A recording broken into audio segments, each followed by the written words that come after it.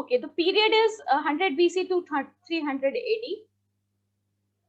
One of the Romans biggest contribution was in architecture. तो Roman का जो contribution है वो architecture में बहुत important है. The span of their empire was vast. An example of their architecture style can be seen all over Eastern Europe. तो आपको इसका जो है इस ईस्टर्न यूरोप में इस तरह के आर्किटेक्चर जो रोमन टिपिकल आर्किटेक्चर है वो देखने को मिलेंगे. सो विलास बेसिलिकस जो है एक टाइप का आर्किटेक्चर का नाम है.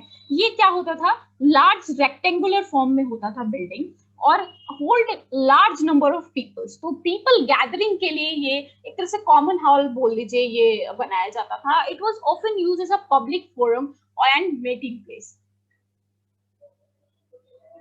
तो कुछ इस तरह का ये रेक्टेंगुलर शेप में इस तरह का हुआ करता था आपका बेल्स. उसके बाद आता है सो क्या है, जैसा कि मैंने आप लोगों को पहले बोला कि Parthenon and Pantheon don't confuse. So Pantheon is a Roman temple, okay, but eventually became a Christian church. जो लेटर तो आप ऑब्वियसली जब क्रिश्चियन धर्म आ जाएगा तो वो क्रिश्चियन चर्च बन जाएगा. its main feature is a massive dome roof. Okay, so इसका जो मेन फीचर है, जो रोमन टिपिकल फीचर है, उसका डोम रूफ है. डोम्ड शाम्बवी हुआ गुंबद. जो गुंबद होता है ना उसको डोम बोलते हैं. Okay, with a hole in the middle to allow for light. लेकिन इसमें एक छोटा सा डिफरेंस क्या है, इसके बीचों बीच एक बहुत बड़ा होल है जो क्या अलाउ करता है लाइट को and all the environmental thing. यानी आप रेन बर्न हो रहा है, जो भी हो रही है, आंधी हो रही है, तूफान हो रही है, तो वो वहां से उसको एंटर करने की अनुमति देता है. Roman design it so that the floor slope down to the middle and they built a drainage system for the water collected. तो वहां से उन्होंने एक ड्रेनेज सिस्टम भी बना रखा था कि वहां से जो पानी आएगा उसको जो है ड्रेन करके कहीं इकट्ठा किया जाएगा. तो बेसिकली इंजीनियरिंग और की बात अगर हम करें तो रोमन लोग तो आप लोगों को पता ही है कि बहुत ही हाई क्लास के. तो पैंथेनॉन जो है कुछ इस तरह का दिखता है. सामने से ये पोर्टिकल है, इसको हम पोर्टिको बोलते हैं. जो पिलर्ड पोर्टिको होता है ना, इसको हम पोर्टिको बोलते हैं. अब जैसे हम रेनेसां आर्किटेक्चर में जाएंगे और अभी भी आपका जो मेट म्यूजियम वगैरह है वो उसका सामने का आर्किटेक्चर कुछ इसी तरह का दिखता है. तो inspired by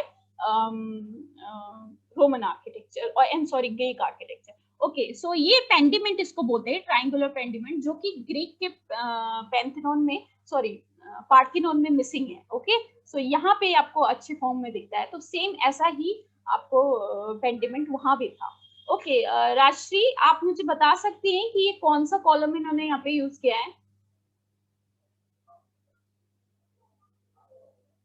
is it Corinthian, last वाला कोरिंथियन. या सो ये कोरिंथियन यूज करते हैं. यहाँ पे एबेकस लीफ की डिटेलिंग डाल के इन्होंने, रोमन के लिए एबेकस लीफ बहुत इंपॉर्टेंट था तो वो डाल के यहाँ पे डिटेलिंग करते हैं. सो ऊपर से triangular pediment and then entrance. Okay, और देन पीछे यहाँ पे डोम है.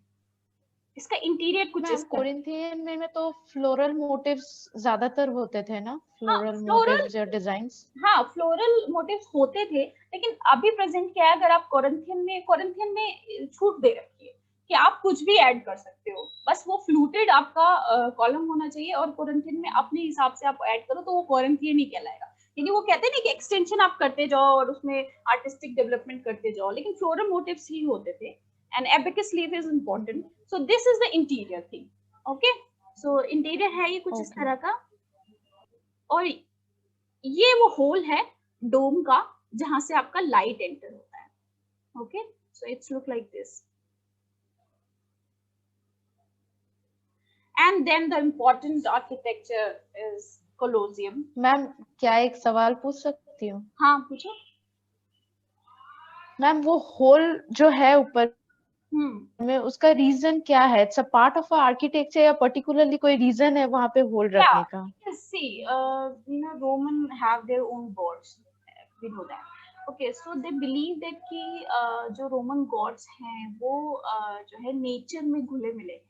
सो जब नेचर वहां से एंटर करेगा, ये उनका खुद का एडिशन है, ये कोई अभी से कहीं फॉलो नहीं हो रहा था, ये खुद का एडिशन है उनका उस पर्टिकुलरली पैंथेनॉन के लिए. उनका मानना था कि यहाँ से गॉड एंटर करेंगे और यहाँ से गॉड की ब्लेसिंग आएगी. ओके। और यहाँ पे अगर आप डिटेलिंग देखिएगा तो ये सारी डिटेलिंग कुछ इस तरह से की गई है कि यहाँ से जो भी आए, बारिश के लिए तो ड्रेनेज सिस्टम है ये पूरा, लेकिन रोशनी जो है हर जगह से रिफ्लेक्ट, हर जगह से टकराए और एक इम्प्रेशन क्रिएट करे। फॉर एग्जाम्पल, अगर कभी भी आप हुमायूं टॉम गई होंगी या हुमायूं टॉम में देखा होगा, तो सेम अगर वो एक, हम मुगल में कहते हैं ना टिपिकल जाली वर्क का वो लगाते हैं वो विंडो, ओके, सो लेटिसी विंडो जिसको बोलते हैं, तो उससे क्या होता है। मैम मैंने देखी है, मैंने हाँ, गई थी ना लास्ट टाइम, तो हाँ, उधर जो है ना वो विंडोज बड़ा बड़ा है और बहुत से नेट टाइप का है ना, हाँ, हाँ, तो तो नेट में टेक्सचर रहता है, वही हाँ, टेक्सचर है। तो हाँ लेटेसी उनका क्या होता है, एक तो बहुत ज्यादा सुपरस्टिशियस होते हैं आपके इस्लामिक लोग भी और रोमन लोग भी, तो इनका एक बिलीव होता है, इसका अपना बिलीव होता है कि नेचर में जो है गॉड होते हैं, और नेचर जब आगे भी ना वो कुछ मतलब इस्लामिक इनडायरेक्टली, हाउसेस है उसमें वो टेक्सचर रहते हैं। हाँ, हाँ मैम, मतलब इजिप्ट अभी में भी देखो ऐसा तो है, जो पिरामिड्स बनते हाँ, वो थोड़ा टॉल हाँ, मतलब बनाया हाँ, जाता था, बिकॉज दे बिलीव दैट वहां से डायरेक्टली कांटेक्ट हो हाँ, सकता हाँ, है, हाँ, जितना ऊंचा हाँ, होगा उतना हाँ, गॉड से। तो सेम, मतलब ओके। जो जो कल्चर में बताए, देखो जिस जिस कल्चर का एक अपना माइथोलॉजी है ना, वो कुछ इस तरह की चीजें करते ही रहते हैं। आप देखो हिंदू में भी विमान का जो आर्किटेक्चर है, हम विमान क्यों बनाते हैं, कि वो ब्रह्मांड पे, धरती पे भगवान का एक स्थल है, और ये विमान हमको कहाँ ले जाएगा, डायरेक्ट मंदिर में प्रवेश करने के बाद ये विमान का आर्किटेक्चर जो शिखर है वो हमको कहाँ ले जाएगा, डायरेक्ट हेवन में ले जाएगा। ओके, सो बेसिक जो जिसका भी अपना पर्सनल धर्म होता है ना, उनकी अपनी छोटी छोटी सी ऐसी सी आइडियोलॉजीज होती हैं। ओके, सो उसके बाद जो इम्पोर्टेंट हमारा है वो कलोजियम है। It was built to house all sorts of sporting events, so basically अभी जो हम देखते हैं ना एक स्टेडियम जो मैच हो रहा है, ये हो रहा है, तो उसी तरह का अर्ली फॉर्म है उसका कलोजियम। यहाँ से इंस्पायर होके लोग आजकल जो हम मॉडर्न टाइम पीरियड में ये स्टेडियम्स वगैरह देखते हैं ना, इसी से इंस्पायर्ड है। It was built to house all sorts of sporting events, chariot races, उस टाइम जो रोमन टाइम में जो चैरियट रेसेस होते थे, ग्लैडिएटर फाइट्स होती थी, वो सारा कहाँ कंडक्ट, ग्लैडिएटर्स का आपको पता होगा, जो दास लोग रखते थे उनको मारा जाता था, वो लोग अपना आपस में, बहुत सारी हॉलीवुड मूवीज बनी है इसमें, तो वो जो फाइट्स वगैरह होती थी ना, तो ये कोलोजियम में होती थी, और इस कोलोजियम में लोग आते थे और बैठते थे and then they enjoy their fight, और रोमन नोबल्स ही आते थे, ऑब्वियसली एक डिमार्केशन है। ओके प्रवेश, आपने ज्वाइन नहीं किया, हम बहुत आगे बढ़ चुके हैं, सो थोड़ा सा काम आ गया था जी जी। ओके, सो हम थोड़ा सा आगे बढ़ गए, हमने पैंथियन कर लिया है, इन केस अगर आप ज्वाइन करेंगे तो हम क्लास में करेंगे, तो डोंट वरी। तो द कलोजियम हम पढ़े हैं। ओके, तो ये एक तरह का स्पोर्ट कॉम्प्लेक्स है अर्ली टाइम का, जिससे इंस्पायर्ड होकर आजकल के स्टेडियम्स बनते हैं। The Colosseum is a great example of the use arches, तो यहाँ पे जो आर्चेस का बहुत ही फाइनली यूज हुआ है, you know, artistically at the same time the scientific use of arches यहाँ पे हमको देखने को मिलता है। It's designed allowed to fill up and empty out in just minute। तो ये डिजाइन जो आर्चेस का है, इस क्या अलाउ करता है कि तुरंत ये भर जाता है और तुरंत खाली भी हो जाता है। तो कलोजियम इस तरह का था, यानी भीड़ आई, भर गया, और अचानक से जब वो चीजें खत्म हो गई तो अचानक से खाली हो गया, कोई अफरा तफरी नहीं, कोई कुछ नहीं, एक सिस्टम देता है आर्चेस कलोजियम को।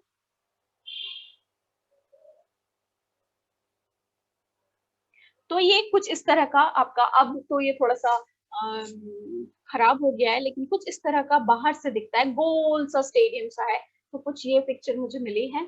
उसके बाद just like in the movie, the floor of the Colosseum was lined with the trap doors that could be raised and lowered। तो ट्रैप डोर्स आप लोगों ने देखा होगा, ऐसे रस्सी से ऐसे जाले वाला जो डोर होता है उसको उठाते हैं और फिर उसको बंद कर देते हैं, तो वहां से एंटर करते थे जानवर लोग या फिर ग्लैडिएटर्स और लड़ते थे, और फिर उसी ट्रैप डोर को खोला जाता था और फिर वो निकल जाते थे। तो बेसिकली हॉलीवुड, अगर कोई भी मूवी आप लोगों ने एंशिएंट टाइम की देखी हो, तो सेम सेटअप वो यहीं से इंस्पायर लेके गए हैं।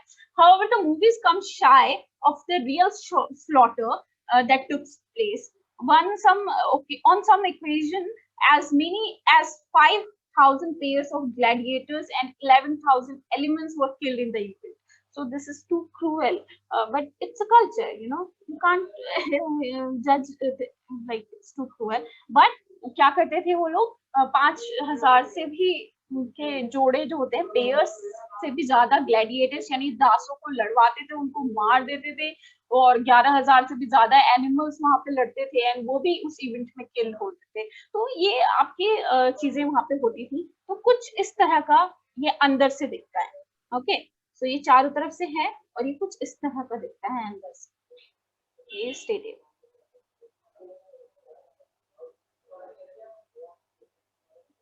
Arch. So, a heavily decorated arch used by the Romans to celebrate a successful military campaign. तो जैसा कि पता है हमको, रोमन लोग बहुत ज्यादा सक्सेस हुए थे, बहुत एक्सपेंड एरिया था, तो जब भी वो कहीं से जीत के आते थे तो अपने आर्मी के हेड्स के नाम से वो उसका नाम रखा करते थे, and at the same time क्या होता था, उसकी एक निशानी होती थी उसकी Triumph. Upon return from battle, the victorious would march through the arch in celebration. तो इससे एक मार्च निकलता था, जैसे कि आजकल हम लोग इंडिया गेट वगैरह में करते हैं, मार्चेस करते हैं, तो सेम थिंग है, ये रोमन कल्चर से इंस्पायर्ड है, ये हमारा कल्चर नहीं है। सो हम एक ट्रायम्फ सेलिब्रेशन करते हैं through parade and all the thing, और ये बिल्ड किया जाता है। मान लो आप, जैसे मान लो एक बहुत टाइम पीरियड, ऐसा नहीं है कि एक दिन में बिल्ड हो जाता है, आज जीते कल बन गया, तो एक हो जाता है अंदेशा कि हम जीत रहे हैं, तो ये बता देते हैं कि अच्छा ट्रायम्फल आर्च बना दो। कई बार होता है कि रिजल्ट कुछ और निकल जाता है तो उसको डिमोलिश कर दिया जाता है। तो इस तरह के बहुत सारे आर्चेस हैं आपके, क्या कहते हैं, रोमन पीरियड के, और arch of torsion is the most famous one. इसका जो डिटेलिंग है वो बहुत फेमस है, ये हम कभी करेंगे, आज नहीं करेंगे क्योंकि हमारे पास टाइम है। उसके बाद रोमन का एक और इम्पोर्टेंट इनोवेशन क्या था, द एक्वेडक्ट सिस्टम। तो एक्वेडक्ट सिस्टम क्या था, एक ड्रेनेज और पानी लाने का एक सिस्टम था। Was a system used by Romans to bring water down out from the mountains to be used in the city. तो माउंटेन से पानी लाने का एक सिस्टम जो था रोमन का, वो उसको हम एक्वेडक्ट सिस्टम बोलते हैं। Gravitational flow and the use of arches in construction help make this system work. तो gravitational flow का use हुआ इसमें, at the same time architectural elements, arches so important for Roman architecture. Always remember that. This was a major advancement for cities. तो कुछ इस तरह का है वो adjacent system. Double arch यहाँ पे use हुआ है इस तरह से। यहाँ पे कुछ पानी की मेरे को खुद नहीं इस इंजीनियरिंग के बारे में ज्यादा डिटेलिंग पता है क्योंकि मैंने कभी ध्यान नहीं दिया। बस इतना याद रखिए आप लोग, ज्यादा कॉम्प्लिकेशन में जाने की जरूरत नहीं है, बस इतना याद रखिए कि एक इंजीनियरिंग सिस्टम है जहाँ से वाटर फ्लो माउंटेन से सिटी तक लाया जाएगा। ओके, और एट द सेम टाइम ये एक उसका भी काम कर रही है, क्या बोलते हैं, कनेक्शन का। ओके, उसके बाद हम रोमन रिक्रिएशन की बात करें तो Roman was wealthy one and recreation was important part of daily life. The Romans build many structure to the support their forms of recreation. तो recreation में सबसे important हमारा वही आता है, आपको जो मैं बोल रही थी कि उन्होंने ग्रीक स्कल्पचर्स को फिर से बनाया था। और उसके बाद जो रोमन बाथ्स हैं वो बहुत इंपॉर्टेंट है। यानी रोमन बाथ्स में बहुत सारे क्या होते थे, बहुत जैसे आजकल के हमारे स्पा होते हैं, क्लब्स होते हैं, उस तरह के वहाँ पे रोमन बाथ्स होते थे। दिल्ली में तो ऐसे बहुत क्लब्स हैं, मतलब आप ज्वाइनिंग लीजिए and just enjoy the luxury. So basically libraries उसमें इंक्लोज होती थी, जिम्स होते थे, रेस्टोरेंट होते थे, and the steaming thing. So everything is there in Roman baths, and especially the walls are covered with mural paintings, so colorful mural paintings. Okay, so these temperatures were maintained by, and वहाँ पे temperatures भी maintain किया जाता था, यानी steam, then cooling, then everything is maintained by the slaves, obviously the gladiators one, and you would start in the hot pool, everything is there. So basically इसका थोड़ा सा एज इन कभी question आया नहीं है, मैं सिंपली बोलूँ तो ये कुछ इस तरह के इंप्रेशन होते थे, ये पेंटेड वॉल्स होते थे। And then Roman sculptures, Romans were very keen in Greek art. Okay, so मैंने आपको बोला कि उन्होंने ग्रीक आर्ट की कॉपीज, ग्रीक स्कल्पचर्स की कॉपीज बनाई थी, एंड जो आज हमको ग्रीक आर्ट हम उसको बोलते हैं, मार्बल स्कल्पचर को एग्जैक्टली रोमन के द्वारा बनाया गया है। Followed there classical form, classical यानी Greek. Realism was an important factor in their artwork. Okay, so Romans के लिए क्या था, कोई भी आर्टवर्क हो रियलिज्म होना चाहिए। एंड आगे जाके हमको एक चीज बहुत अच्छी रोमन में क्या लगी, जैसे कि कोई भी कल्चर कभी भी अपने राजा को बूढ़ा नहीं दिखाता, यानी उसके फेस की झुर्रियां नहीं दिखाता, क्योंकि ऐसा माना जाता है अगर आप उसको बूढ़ा दिखाएंगे तो प्रजा को ऐसा लगेगा कि ये कमजोर हो गया है, इसलिए कभी भी उसका कोई भी इमेज बुरा नहीं दिखाया जाता है. But in Roman portraiture, the bust making and all, so the term called warts and all, okay, this is a term where जो है आप क्या करते हो, जो भी रियलिज्म है, इनफैक्ट वो बूढ़ा हो रहा है, गंजा हो रहा है, कैसा भी हो रहा है, आप उसके फेस पे दिखाते हो. ये आपके हेलेनिस्टिक पीरियड तक भी नहीं था, ये रोमन का अपना योगदान है. ओके, सो इवन आपको ऑगस्टस के बहुत सारे इस टाइम पीरियड से, ऑगस्टस के लेटर जब वो ओल्ड एज के हो गए थे तब से ये चीजें स्टार्ट हुई, पहले भी रोमन में नहीं थी. तो आप बहुत सारे स्कल्पचर्स जो है ऑगस्टस के देखेंगे ओल्ड एज के विद जुलिया एंड ऑल एज. मैम ये एक्सप्रेशंस आर आल्सो इंक्लूडेड ना मैम, जो हेलेनिस्टिक पीरियड में इतना एक्सप्रेशन वो. No, see, Sangeeta, Hellenistic are full of expression, so we can't say कि रोमन लोगों ने इंक्लूड किया. हाँ, उसको ट्रांसफर किया, लेकिन एक्सप्रेशन के साथ जब रियलिज्म मिलेगा तो वो क्या होगा, ट्रूथफुल होगा. तो वो चीज आपका रोमन वही में मैम, एक्सप्रेशन के साथ रियलिज्म. हाँ, वही बोलना. तो ये टेक्निक आपको याद रखनी है. कभी वर्ड्स एंड ऑल का मतलब पूछ ले कि, और ये पूछ ले कि कब यूज किया जाता था, तो ये आपको याद करना है. ये बस्ट है लूसियस कैसिलिस का, कास्ट फ्रॉम ओरिजिनल ब्रॉन्ज से कास्ट किया गया है. पॉम्पी में मिला है ये, और अभी नेप्स नेशनल म्यूजियम, आर्कियोलॉजिकल जो नेशनल म्यूजियम है वहां पे है. उसके बाद आपको रोमन में भी पेंटिंग्स आपको बहुत सारे डिस्ट्रॉयड हो गई हैं, पर म्यूरल पेंटिंग्स आपको मिलती हैं रोम में. वो use to decorate often elaborate homes and Rome. तो आपका बेसिकली इम्पोर्टेंट इसका क्या था, म्यूरल्स का कोई हिस्टोरिकल इम्पोर्टेंस नहीं था. ये लोग बेसिकली एक डेकोरेटिव मोटिव की तरह यूज करते हैं. जैसे कि आजकल हम लोग क्या करते हैं, अपने ड्राइंग रूम को सजाने के लिए पेंटिंग्स लाते हैं, बनवाते हैं, ये करते हैं. सो बेसिकली वही मोटो था रोमन्स का, to live the luxury. Okay, so the same thing. But कहा जाता है कि जब आप कोई पेंटिंग बनाते हो तो उसके पीछे एक सोच होती है, रीजन होता है, बट ऐसा कुछ नहीं था. कोई एम्परर का इसमें कोई योगदान नहीं था. सिर्फ और सिर्फ क्या था, to live the luxury, to look good. तो एस्थेटिकली प्लीजिंग होने की वजह से ये पेंटिंग्स बनती थी. और कहाँ बनती थी, हॉल्स में बनती थी, बाथ्स में बनती थी, जहाँ लोग आराम कर रहे हो, that space where you enjoy. तो वहां पे ये पेंटिंग्स बनती थी. और बेसिक